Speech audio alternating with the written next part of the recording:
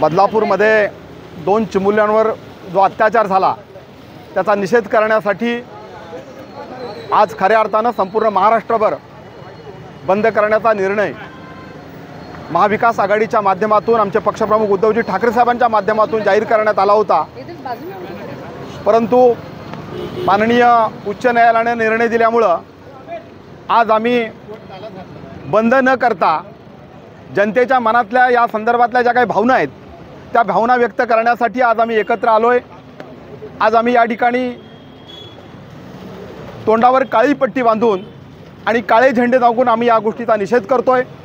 खरं तर हा सगळा प्रकार घडल्यानंतर ताबडतोब त्यांच्यावर पोलीस कारवाई होणं आवश्यक होतं, पण आपल्या सगळ्यांना माहिती आहे की 12-12 तास FIR दाखल करायला लागले। त्याची कारणं काय ती सुद्धा आपल्याला सगळ्यांना माहिती आहे।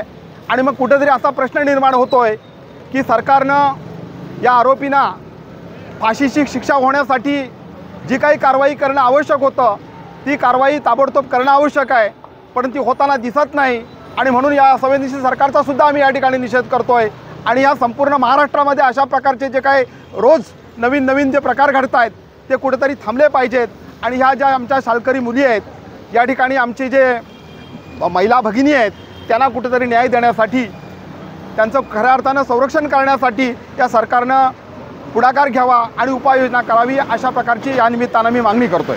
जनशक्तीचा बुलंद आवाज म्हणजेच रत्नागिरी खबरदार।